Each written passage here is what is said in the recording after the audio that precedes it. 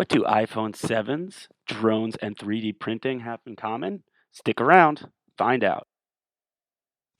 Hello, and welcome to Logistically Speaking, the weekly podcast where we bring together some of the most interesting thought leaders in the world of logistics and supply chain management to discuss current events, insights, as well as best practices. Logistically Speaking is brought to you by Bring, enterprise-class last-mile logistics platform. All right, here we go. The first episode of the show. Really excited to have my good friend and expert, Adam Robinson, who's the head of marketing at Cerasis. And I'm going to let him explain a little bit about what they do and what he does. But first, I kind of want to lay out my vision for the show. This is episode 1. And my goal for this show is to kind of build a community here and provide useful information to logistics and supply chain professionals that we can then discuss and build a community around. This isn't a marketing tool for me or for us. This is really going to be just a way to kind of help each other and provide value. And so with that, I'm going to have my buddy Adam here. And Adam, you should know the chronicles of history are gonna remember that you were guest number 1 on episode number 1. So in 30 years, people will stop you in the street and be like, "Hey, weren't you that guy?" So I'd be honored to say that. Yeah. I'll tell my children, my grandchildren, and my great-grandchildren. Exactly. I'm excited about that. So why don't you tell us a little bit about yourself and what you do, just kind of a quick bio, and then we'll kind of start chatting. Yeah, my name is Adam Robinson, as you said, and I head up marketing at Cerasis. We're a third-party logistics company who focuses on transportation management through technology and value-added services.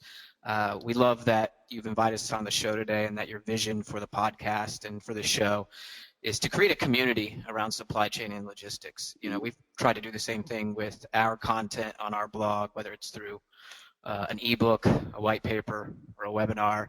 When it comes to supply chain and logistics, all the way from procurement, all the way to the delivery of the goods to the customer, the one thing that's most important is that folks are really educated, that they have the fundamentals in mind, but beyond the fundamentals, that they're also understanding what's coming down the pipeline as far as the industry and what's changing in the way of technology and the way of the economy and how businesses are doing things today. And that takes a community. Not one person can have all that knowledge, and it's so fast changing. And so, at Cerasis, our marketing goal is to not just sell, and advertise and say, please buy our stuff. We believe, and I know Bring app and as a company, Bring believes in educating everyone, because together we're all going to win. We're all just trying to achieve the most efficient, cost efficient, and time efficient supply chain and logistics programs that we can offer. Exactly. Yeah. And that's the vision. And part of my vision is hopefully one day this may turn into a video kind of podcast, but we're going to start with audio for now. You and I, earlier today, we were chatting, and we were talking about how Apple just released its iPhone and how that kind of was an example of kind of the new requirements of supply chains. And I think that's an interesting topic to explore, because I think it can kind of be a baseline for seeing what's going on today and the new needs in the new kind of world that we live in. Yeah, absolutely. And a lot of people are going to be watching the event. I think it might have just wrapped just now, but, there's so many tech blogs out there, and gossip columns and leaks of the image of the iPhone 7. And there's so much hype that comes to an event like this, thanks in part to Steve Jobs, the great marketing genius, and the company of Apple and the innovations that they bring to the table. But what a lot of people don't see is that in that 2-hour announcement, the amount of effort it takes as an organization for Apple to put that product in the hand of the consumers when they start pre-ordering it today. One of the biggest supply chain trends, and we've written a little bit about this on the Cerasis blog, and Bring, as a guest blogger, wrote a Good Trends blog on the Cerasis blog as well, was talking about being able to look at the supply chain not just as a siloed function in an organization, but truly the backbone to the ultimate success of a company. You see, when Apple comes up with a new watch or a new iPhone, or any company like a Samsung or Microsoft, these days you can't just say, all right, supply chain, marketing has a great idea, we have a new product, it's going to be hype. It's going to be awesome. People are going to love it. We're going to sell 1 million of them. You have to deliver it. Well, that used to work back in the day when the consumer was a lot less in control. Right. You see, the rise of the internet, the rise of social media has really put the control of how products are shaped and how products are received, like Amazon Prime's 2-day shipping, Exactly. into the hands of the consumer.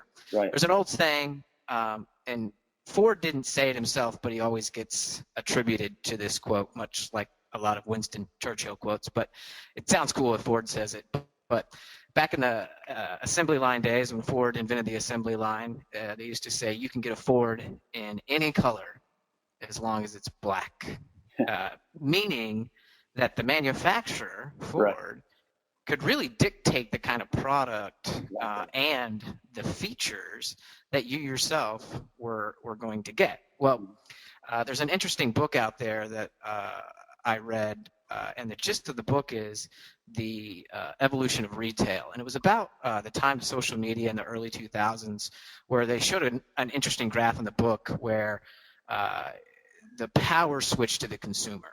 And if Apple marketing department and its leaders were to dictate to supply chain with all of this hype and knowing that the consumer can take Apple to public court with a YouTube video.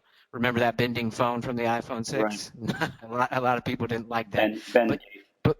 Right, Bengate. Now, supply chain people are going to be like, yo, if you hype this up and we can't deliver expectations, whether it's procuring the right materials and working with the right partners and collaborating with them in the manufacturing process, all the way to the delivery of the product, the packaging of the product, and all of that, well, we're gonna be screwed as a company, essentially. And so today, more than ever, it's vital that supply chain folks are being as collaborative as possible and demanding from other divisions within the company, whether it's the leadership, the head of marketing, the head of customer service, the retail folks, and they're saying, what are you hearing out there? How can we work together to create a cohesive supply chain strategy? It's no longer the tactics that will just make companies survive. They have got to put on paper, how are we going to do this? What are the timelines? Who's involved? What's procurement's role? And then they say, how do we use the best technology possible in order for us not to lose our shirt at the bottom line?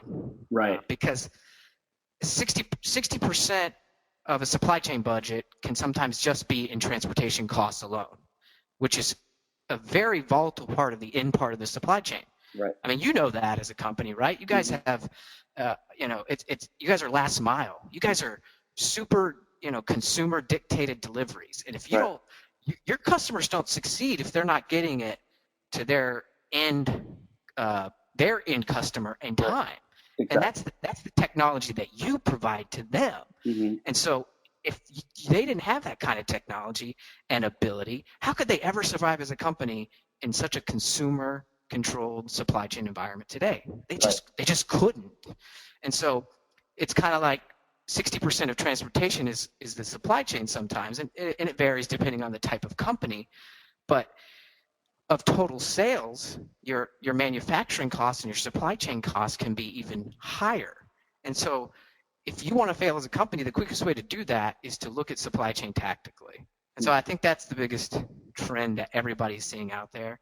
Right. And those are the things that they need to pay attention to. Yeah, and it was interesting, this idea that the customer kind of has dictated, it changed from the days of Henry Ford, quote unquote, where now the customer kind of dictates everything. And that supply chain that we were talking about really kind of puts the customer in the middle of it. And, it's their needs and their expectations that are kind of dictating what's happening there. I think that's, in terms of trends, that's one that I'm really picking up on and I think is really, really growing and will continue to grow. And I think it's definitely a byproduct of what we were talking about, social media, especially, with Apple as a great example. And I think, online selling as well.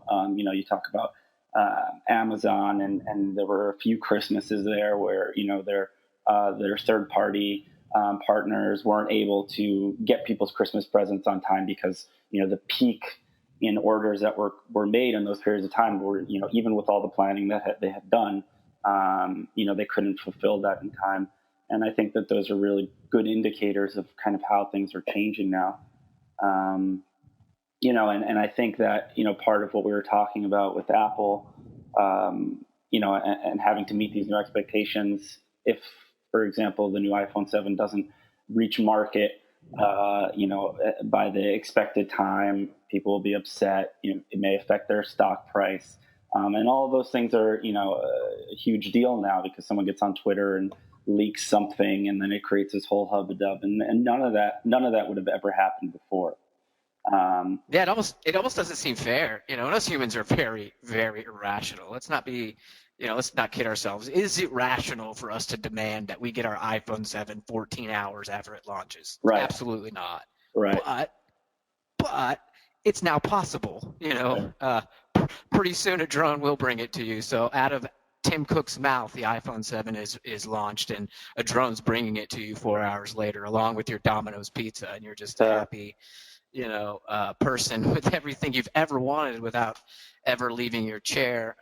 Which, believe it or not, if the viewers haven't watched it, WALL-E predicted about 4 years ago in the great Pixar movie WALL-E. So definitely check that out.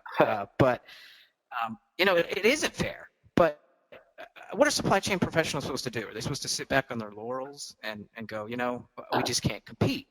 And I think at the heart of all of this change and any trend you might see is what we're talking about, the demand-driven supply chain dictated by the consumer. And if you lay back and you let the consumer dictate things, you can respond to them. But if you let them dictate things, meaning you say and have a defensive approach, you will lose out to your competition because there's companies who are investing in it and they're investing smart. And every piece of technology that is created out there is a response to that core trend of a demand-driven, customer-centric supply chain. Whether it's the Internet of Things, which allows us to take out the human response feedback loop to where connected machines are now speaking to each other and giving each other data and saying, here's what we're seeing, here's what you need to do. It's now responsive. So a responsive supply chain, and a lot of marketers might understand the word responsive for a website. For example, when I go to the desktop version of a website, if I move over to my mobile, it automatically configures with some code into a responsive, nice, clean mobile website. You no longer need to create two different websites. So you've, decreased the inefficiency of your website loading. Your team no longer has to do as much when building a website because you don't have to build two different versions. It's a nice little bit of code. So those redundancies, because of the Internet of Things, the ability for us to parse data and understand that more quickly and make better strategic decisions takes out those inefficiencies, which then in turn leads to that ability to stay more strategic. If you're in the weeds all the time and you're doing manual operations, there's no way that you can bubble up and survive and keep your mind fresh to talk to marketing. So if you don't lean on those other technologies such as the Internet of Things or big data or using just even simple automation tools that might be available in, such as the Bring app or in our transportation management system where we're sending automated, communications to all carriers and consignees and shippers, or a warehouse management system that's talking to the yard management system and says, hey, warehouse management is not going to work out because we're missing 2 trucks and they're just not here on time. Or it's warehouse robots who are buzzing around and picking up things off Amazon shelves and they're putting it in a bin that automatically goes off to a truck and loads it onto a truck. And pretty soon those trucks will automatically, without a driver, go ahead and deliver that to the distribution center. So It's all about the core of the consumer and decreasing redundancy and becoming responsive and strategic and proactive. Right. That also I think this is a good segue, and I'm interested to know your input on this about drones. Do you see, kind of that being a regular thing anytime in the near future, or there's sort of these regulatory issues right now?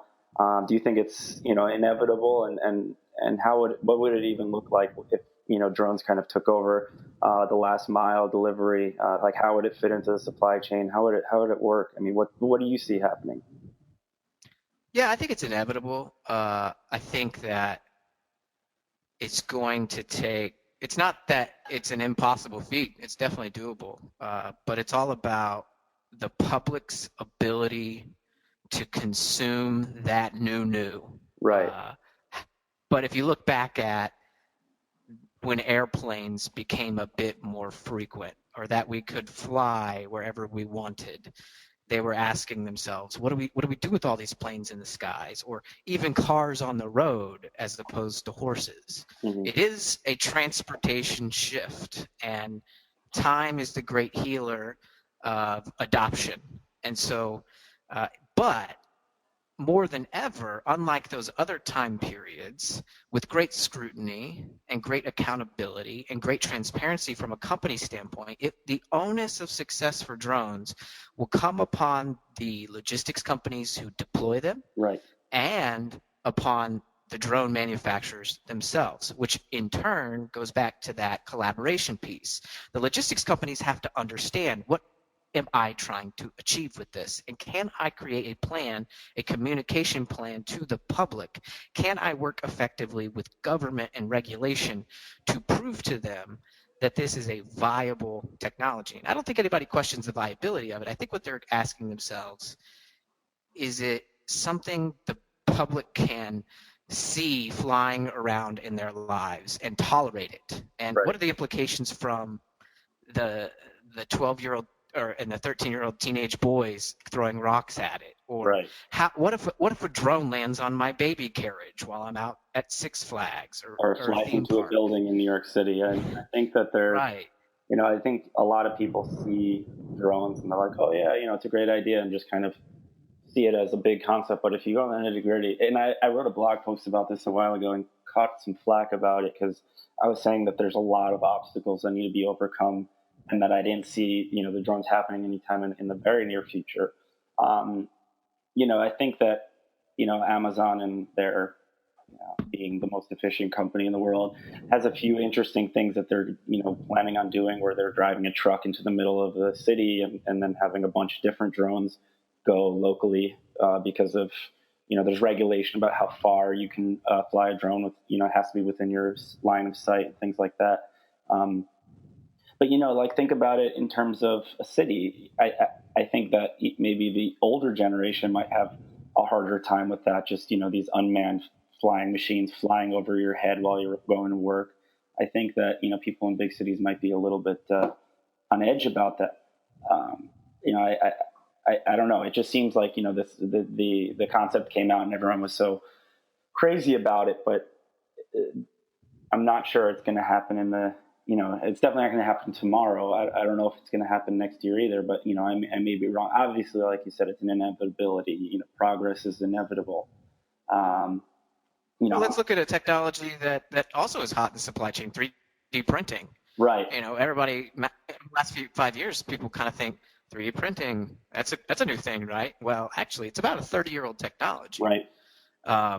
And it's had some struggles gaining traction because, all right, I'm going to make this for the automotive aftermarket industry. I'm going to make a gear that goes in a carburetor, and it's going to be 3D printing. Well, just think about just even the non-3D printing issues with Takata airbags and the recalls with that, or GM's ignition switch. Those were made not by 3D printers, but normal CNC machines, or traditional manufacturing processes. And so, just like drones, 3D printing has had a long stay. And I think drones have also been around for quite longer than they've been in the public eye as a true application today. Probably longer than we'll ever know. Yeah. But again, it's incumbent upon those big companies, logistics providers and manufacturers, and companies like Amazon to say, what are the current regulation environments? What are the rules? How do I become an expert on that? How do I collaborate further? And then how do I, that's a scenario of putting a truck in the middle and then having the drones kind of go to a lot of places in that same area, but have that quicker delivery, is much faster than a guy on a truck, Absolutely. Going up the stairs 72 times. That's very inefficient. It wastes gas. It wastes carbon emissions. Mm-hmm. So it's all the way you spin it at the end of the day, too. Right. But I think it will get pushed through. But I think you're right. And people may give you flack because I think as practitioners want these kinds of things. Right. I think we want to continue to be innovative, but when we feel hamstrung by regulation or consumer fear and criticism, and we got a lot of it these days because we all can just go up onto Twitter and Facebook and leave our opinions, that's frustrating. So, but we'll push through, and I'm excited to see it. I can't wait for the poor old stork to be eliminated.